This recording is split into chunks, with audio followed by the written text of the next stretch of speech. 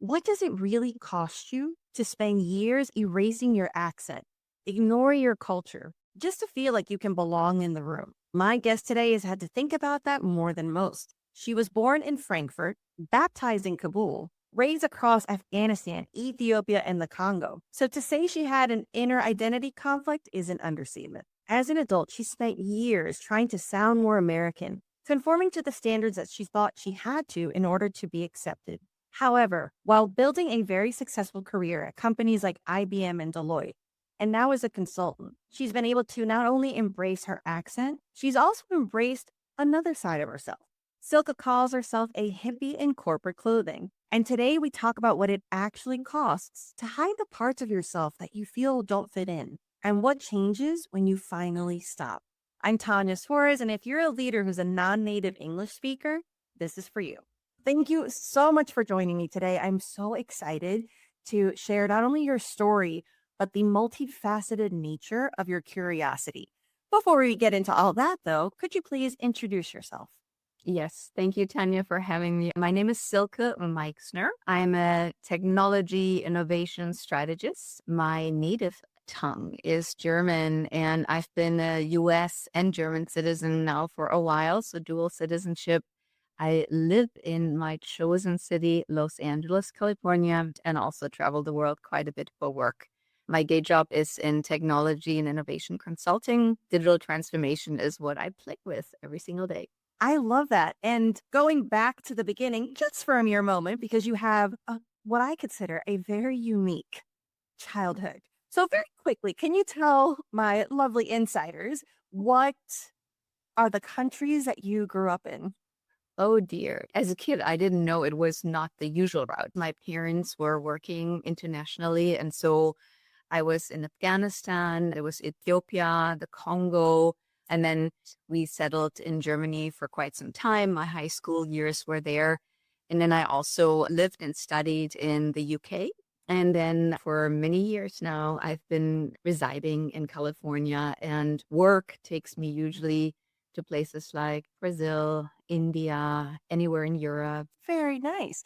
So, all of that I can imagine has informed your intercultural communication, especially now in the work that you do, where you are traveling all over the world, talking about the universal language of technology, but doing it with different cultures. How do you feel that having lived in so many different countries is an asset in your current career?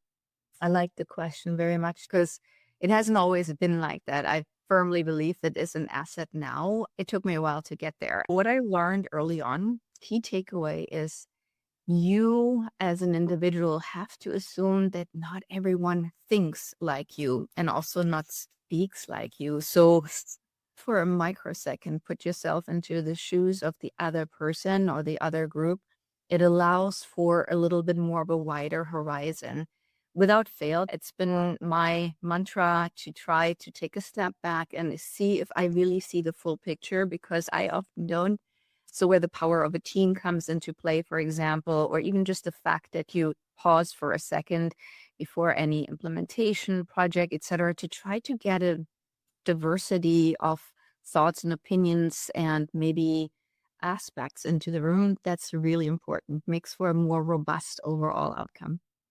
I could not agree with you more. Cultural fluency, which is everything that you're describing, in my opinion, is the number one skill that leaders will need in this next iteration of business and of technology. Yeah. However, let's go back a little bit because you mentioned something really interesting, and I don't want to gloss over it, about how now you realize not all of your upbringing is an asset. Let's go into the not so good. So for you, what was that process like, going from not seeing it as an asset to embracing it as a positive part of your identity? Yeah, you know how to sniff it out, right? It's so true. I alluded to it. Yes, I used words like growing into it because honestly, in the very, very beginning, I was studying in England. I started to work in England, and it was already my accent. It's there. It's undeniable. And later on in the US as well, whenever I was in the room as the non-native speaker, English as not my first language, I could follow the conversation, no problem. I could articulate, but to really feel confident in that took me some time. Sometimes when I was fearful that I mispronounced a word, it would just stop me a little bit in my normal flow. The other part is the stereotypes that come with an accent. There are stereotypes about many different cultures, but sometimes when people hear an accent, they can project a lot of that into that accent. That can be your advantage in some cases, but also a disadvantage. So what I realized is I can also actually just own this as a part of my personality and take on the traits that would allow me to own the accent, own that I had an international perspective in addition to the US perspective, perhaps. And that helped me. But I also realized that when diversity became more of a need in the room, diversity of thought, language, culture, and the global aspect became really global business. And still, a lot of it is US centric, but we are so networked, it's an ecosystem. That's when the traits came into play of what you call cultural fluency or language fluency. And that was something that I started to embrace. And now it becomes really an aspect that makes the difference sometimes on projects or on teams where you need more than one lens. I love that. For you, though, what I find interesting is you've always been the other. Growing up, you were in so many different countries where not only linguistically, but physically, you stood out. Did you try not to stand out your whole life? Or was it more when you got into the professional level of your life? Oh, this is a loaded question because when I reflect, I think as a kid and as a teenager, I just wanted to be normal and I wanted to fit right. And obviously, I'm doing the air quotes because what is normal? Normal doesn't exist. I always felt, though, that there was an opportunity for me to find my strength when I'm speaking the truth from within. What that means is speak your mind is a term we use. And I didn't really always practice that. I conformed myself to be, I felt formal, but I think it was extra formal. So in the professional services world, consulting, you want to come across as tempered, measured, knowledgeable. And that persona, I loved it. I naturally love to be helpful, give advice. So consulting was a natural choice for me. And I felt that I had to be extra proper in how I showed up. And that was helpful for a while. But I also remember when I had very innocent feedback from teammates saying, when I was more relaxed in a team dinner setting, they came back and they said, "Oh, you were actually really fun." And well, that was a compliment. They're like, "Ooh." That actually made me pause and reflect. And so I paid attention a little bit how I showed up. And I felt that I was living a little bit of a duality. There was me in the work setting and then me in my personal setting where I love people, I love my friends and dear ones. So there's more warmth perhaps. And so little over time, I would allow myself to just bring more of that personality, that me, that Silke to the table. And it was like night and day. When I relaxed and when I showed up as me, I was absolutely relaxed and feeling good because I felt like I was in alignment with myself. The other people also relax. Energetically, it is a sense that we have innate in all of us to just really feel when a person is more centered in themselves. I am so glad that you brought that up because I do see that tendency a lot, even though all of my clients are fluent for all intents and purposes. But at work, I do find that there's a tendency of being overly formal. Native English speakers speak much better English in terms of grammatical structure and formality than native speakers typically do. And so I'm glad that you presented it that way because sometimes it does feel like, is it safe for me to be conversational? Is it safe for me to be more casual? And your experience, I find, is what most people do experience once they do allow themselves. It's not only safe, it's better received. You're right. And I think it is maybe for non-native speakers, it is one element is the language and how I articulate. And what I'm hearing when you're sharing your insights, which I think are really helpful, is also on the level of just your own being, your personality, the way you feel can be transported. It doesn't have to be the language, it's body language. It is how you feel and shine. Sometimes when people are passionate about something, they light up from the inside. And there are settings when formality is appropriate. There's a certain protocol, but it still feels more you are at ease. I feel at ease when I feel I can show up as Silke and I don't have to put on a performance. Yeah, and that ease I find also unblocks the barrier that sometimes comes up when we're so overly formal and anxious and the perfectionism comes out. The processing of the thoughts is slower. Yeah. Brain to mouth, English, where you feel like, oh, I froze, or I don't know if this happens to you, where you can't think of the right word and you get so stuck on, no, it has to be that perfect word Oh, that yeah. you can't pivot. Yes, that is so true. A touche. You really know your game. Yeah, when you rehearse or it's a script, and we all know it feels different and it feels, yeah, a little bit performative. And again, it's not wrong. We all want to Yeah. present, but when it comes naturally, there's also this opportunity of happenstance, this magical space when your alignment and your thoughts and what you want to transport is being received in a different way than if it's scripted and very formal. It doesn't allow for a lot of deviation. So allow the space for a little bit of happenstance. Now, how would you advise someone? Because even the last time that you and I spoke, you had just gotten out of a meeting with some pretty high level global executive. And not only were you the only non native English speaker, you were the only woman. And I think if I recall correctly, you were the only one who was there virtually and everybody else was in person. So that's three dynamics that can really add to whether it be anxiety or reception and delivery. So, for you, how do you keep yourself authentic and calm and not fall back into overly formal tendencies? Oh, that's a lovely question. I will say it's a bit of a three-legged stool.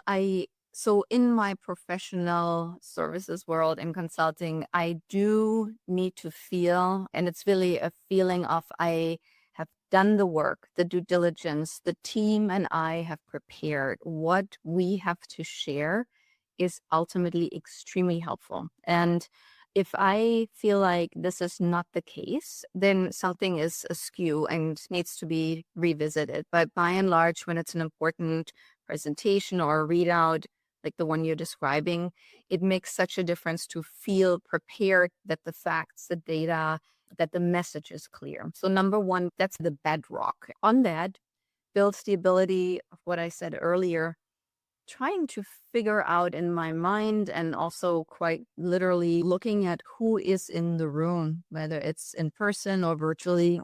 Yeah, who is sitting across from me and what is their filter? How are they listening to the message of the team that I happen to present? Is it with joy and anticipation?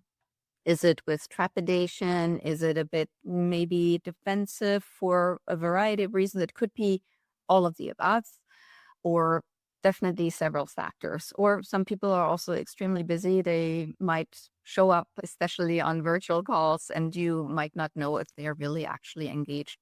So, trying to figure out where individuals or groups are coming from is incredibly important to help make the message resonate with them. And then the third part of that little three-legged stool is to allow myself to genuinely transport what I believe is well-meaning and helpful elements. And that is oftentimes a bit of a dance because sometimes when topics are contested or it's a highly complicated matter, you have the ability to lean in a little bit more. And then also, and this is still hard for me, pause and receive. So while there's an intent to share and make facts available, the pause to allow silence or the pause to allow questions to percolate is so helpful. That's one of the points I still work on a lot so that the tendency to provide is there, but also the tendency to receive the other input question. I think that matters a great deal.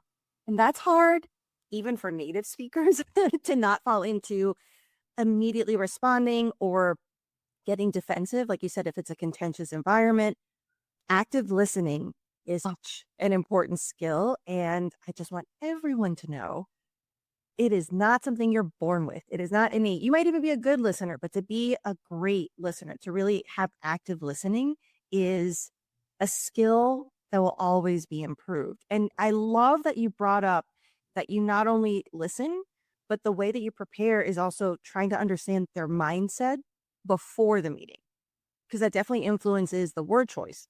Yes. The message, the word choice, and quite frankly, Tanya, there's also sometimes more than one outward agenda. I had to learn it over the years as newly minted consultant. That wasn't part of my awareness set, but people has oftentimes more than one intent in organizations. That things can be amazing or a little bit political at times. Knowing to be relaxed with what is ambiguity, ultimately a little bit of a dose of empathy. That is something that I have learned over time. Again, still a work in progress, but allowing that a person can have more than one motif and things can change on a dime. Again, it doesn't happen every single day at all times, but when it happens and you have the ability to work with that energy flow and maybe bring it back to the focal point or bring it towards more of a fact than an emotional basis has helped me. I work on myself to try to do that well. It doesn't always have the amazing results. We are human beings. We have feelings and we have emotions that can flare up. But by and large, I think connecting a little bit more on the human level in the age of technology is what has been in our DNA for millennia. And so I believe that this becomes one of the traits that I would like to work on and improve myself a lot. Actually, that segues really nicely into another topic that I'm very passionate about, and that is connection. And under that umbrella, small talk. So I find that sometimes there's a big culture clash when you're coming into the global and the American corporate environment of the value of small talk, trying to see it as not this superficial, annoying, how's the weather? It's who cares. But for you, you have done so much international work, not only in your upbringing, but like you mentioned before, they fly you out to Brazil to work on a go to market strategy there. I'm curious, how do you handle adapting your small talk skills so that you can have those moments of connection with whether you're physically in a different country or if the clients are from a different country or culture?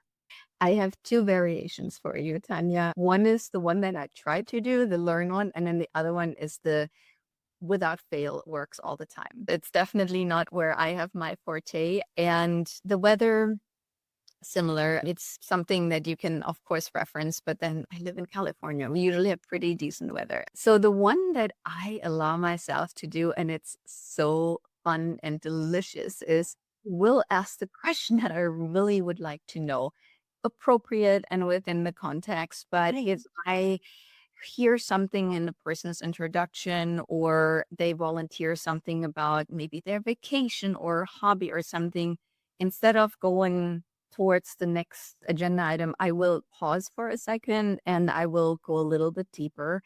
And it is so fun because, again, people love to share what they're passionate about. And sometimes that can even be a topic that's difficult. And when I feel like a second question of mine is appropriate, I will ask a question. I try to not be nosy or intrusive, but it's genuine interest. I really would love to know. And when people feel that, they open up and conversations take an incredibly beautiful turn and makes for a much deeper connection. And I love the idea that you can create a deeper connection. Thank you for sharing, by the way, in something as simple as one or two questions. It Mhm. doesn't have to be this long thing. Something I often talk about, and I'd love to get your insight on it, is the active listening that you mentioned is so important. Not only listening, but remembering those little details, remembering that they said they had a dog or remembering that they have a child. The other component to that, because I find that sometimes when people are first experimenting with their conversational curiosity in English, sometimes it comes across as a little bit of an interview cadence where they're just shooting questions. And also, depending on what culture they're from, if their cultural background, their intonation is really flat, it doesn't feel friendly. It's, oh, this person is asking me a lot. Recommend include something of yourself For example, if you want to ask them about their dog, oh, I'm a huge animal person. What kind of pet do you have? So sharing something tiny about yourself as related to the question, because Americans especially, it's this tiny trust building. And if you don't give of yourself, the suspicion or the hesitation comes in. Yeah. For you, have you found that's something that you incorporate for your connections? Oh, it's so true. And the way you distill it, it's is very good because I realized, yes, I often volunteer something about myself. I do it instinctively. And yes, it's absolutely a give and take. It's a little bit of a dance so that people don't feel like they are being interviewed, like you're saying. And one thing I hadn't thought about, and you mentioned it just now, is intonation. Language has such a melody to it. French, Italian, German, English, they all have different ways of how you can almost without words hear maybe what the language, where the language is from. I don't know how much I modulate or not. I'll pay attention to that based on what you were sharing, because intonation is another way of, yeah, transporting what is maybe a very joyful question, but can be delivered in a very different way and feel like an interview question. So good insight from you. Yes, even something as simple, I always try to practice with the word what. Yep. Feels like a neutral word. Depending on the intonation, what? Yeah. What? What? So playing around with that and realizing, especially for the people who, if you don't have a good ear for that kind of melody, sometimes distilling it into something as simple as one word and realizing, oh, this one feels aggressive. This feels disrespectful. This feels soft and curious. It's a good way of kind of getting out of yourself and realizing the impact that can have. So for you, is something that you and I have talked about before is being in male dominated spaces. And I find that sometimes, or at least in my personal experience, you can tell me if this happened for you. Earlier in my career, I do feel that was one of the factors for conforming. For me, not only being the only woman, but also typically being the only Mexican American. I was always, even now, for me to wear red lipstick is a very conscious choice. Growing up, I never, obviously as a child, I didn't wear makeup. But even the earlier years when I was experimenting with makeup, I would never do red because it was such a stereotypical Mexican or Latin, especially with my skin tone. And it was just this, I grew up in pretty white spaces. And so it was that conforming, like I don't want to stand out until, for me, this is one of the microcosms of me being okay with my identity. It might seem trivial to somebody else, like it's just lipstick. But for me, that means something. And then going back to being in male dominated spaces, sometimes conforming my communication, or like you meant when you said the sports statistic, knowing, okay, all these guys talk about is golf and football. So I better learn something about it. I want to hear something that somebody cares about, but I don't necessarily want to talk about it for hours. How to navigate into conversations and then navigate the topics to go into something where you or everyone in the group is more interested in. You have such a wide range of interests. So as you've come out of the conforming and into the authenticity, is that something that you find yourself allowing yourself to do? Like changing topics to something that you enjoy more? That's a lovely question. I really enjoy it. And thank you for sharing a little bit about your journey with the lipstick. It might be, yeah, just a little symbol, but it means a lot to you. And sharing that story, I could feel me wanting to hear more about Tanya. So it's a great example of how sharing something meaningful makes a difference and a mutual understanding. Other people might not have had a clue about what you just mentioned as a big signifier for you.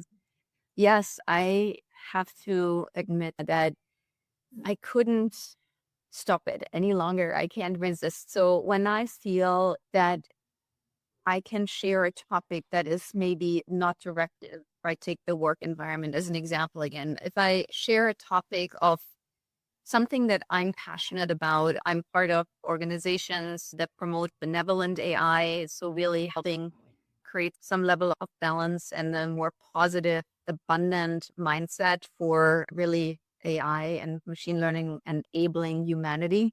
Big goal, but it's good to be part of those communities.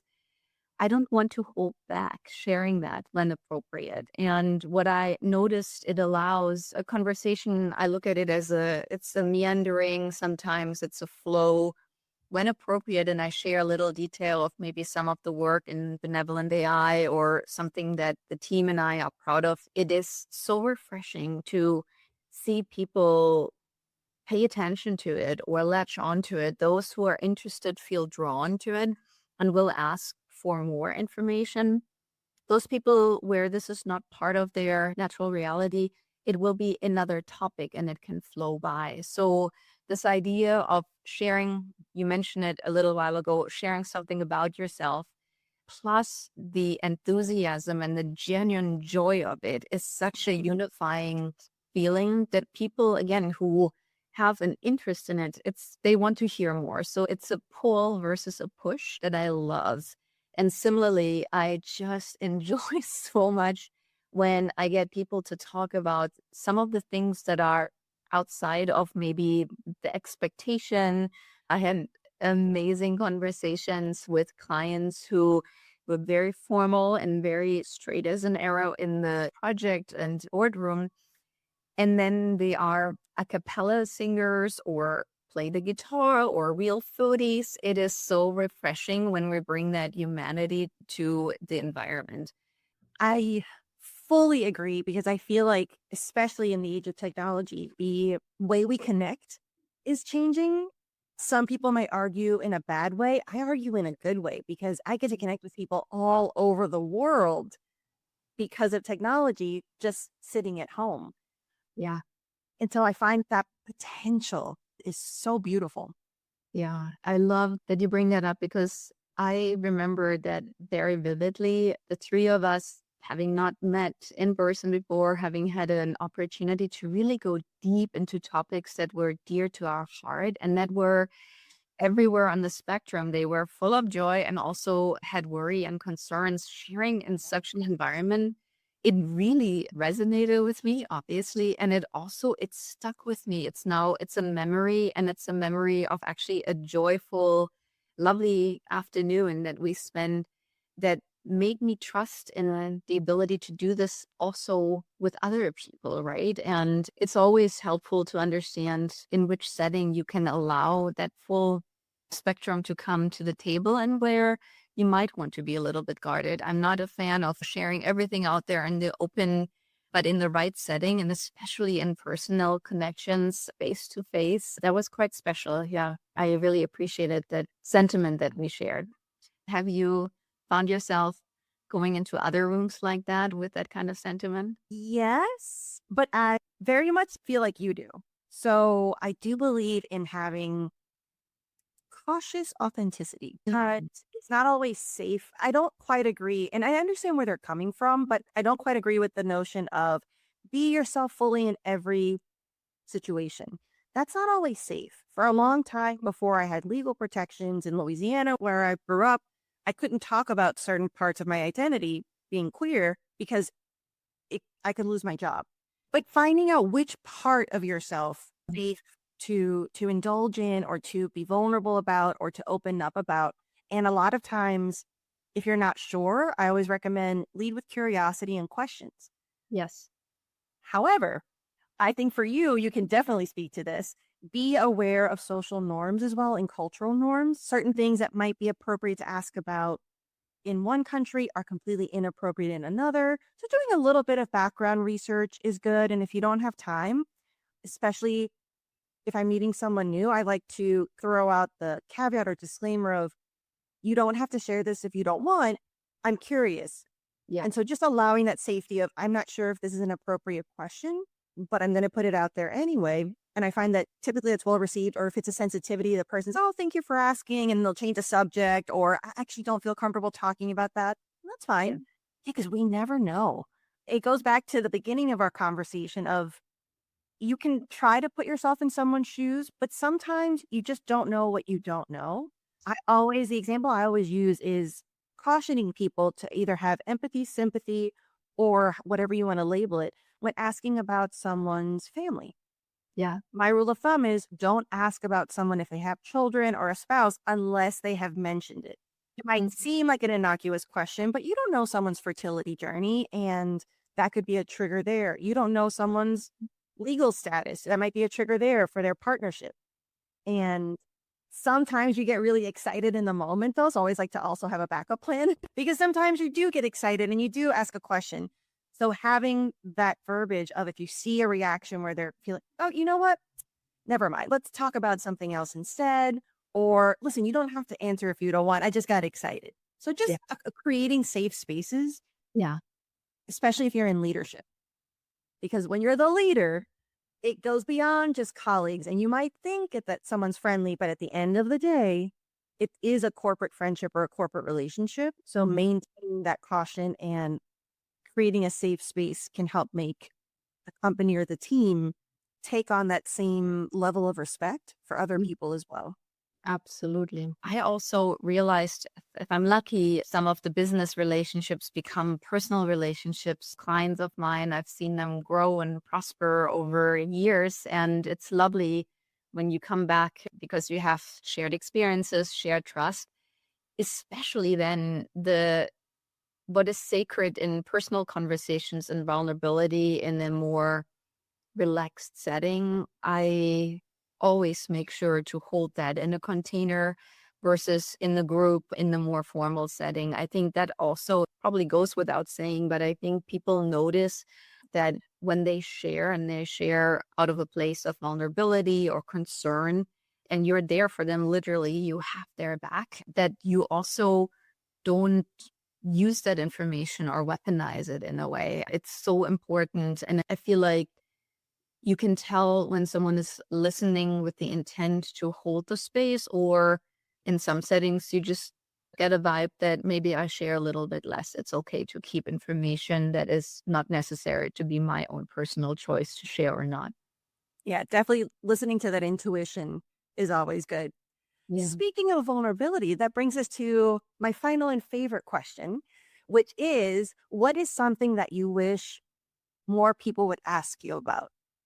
That is a good question. Delicious, good. There are quite a few things. I think the ability for me to, we talked about it a little bit earlier, to really feel at ease with the things that I do that are passions of mine and interests of mine. So when people are interested, like you were, I'm sharing about benevolent AI as an initiative or a series of initiatives that is lovely to be part of, to really be in the beginnings of AI and the agentic world that it has yet to unfold, and work it so that there is hopefully the best for humanity yet to come. I love talking about it. And as you can tell, it could go on and on. Related to that is allowing many of the leaders and executives, I'm fortunate to work with quite a few of them. I sense that some of them, because they are in such a position of power, high stakes, sometimes billions of dollars is their responsibility, is to allow the space for them to let trust evolve. I don't expect anyone is open and trustful right from the get-go, but when I know my intentions are clear, to allow the other person to bring their personality to the table. There are ways to do that, and there's ways to foster that mutual connection that matter a great deal to me. And it's not what you necessarily learn in business school. It's actually integrating some of ancient wisdom traditions, philosophy into what I would say is the corporate world. So I joke that I consider myself a little bit of a hippie in corporate clothing. And I found that there's a lot more people out there like me who have at least an interest in that space. And that reminds me of another conversation we had of it can be and not or. Yes. And that's something that really struck me when you said that, because you are such what one might think are completely polar opposite schools of thought of AI and technology and then benevolence and meditation. And for you, no, these are not or, it's and. Yes. Yes. Thank you for summarizing it. It was one of the parts of my integration as a practitioner, both practitioner in business as well as in meditation, that I didn't have to live that duality, that I could actually integrate it. And I think that's something incredibly beautiful when you understand that the interwovenness of what you might do for a living and how you live your life, they can be nudging closer together. And at the end of the day, whether we like it or not, we are an integrated ecosystem. It might feel super different and very isolated at points. At the end of the day, though, that connectedness, I think it shines through in very good ways. So allow that more is what I'm saying. And the word and is very helpful. Thank you so much for sharing your experiences today. I really appreciate your time. Thank you, Tanya. It was such a pleasure. And thanks for having me on. I enjoy our conversations and hope to see you soon. Thank you so much for joining us today. And remember, if you're not already a Leadership English Insider, join us at tanyasuarez.com/insider. This is where you'll get exclusive insights and join a community of over 5,000 global leaders. As always, remember, the world needs more leaders that sound like you. See you on the next episode of Leadership English.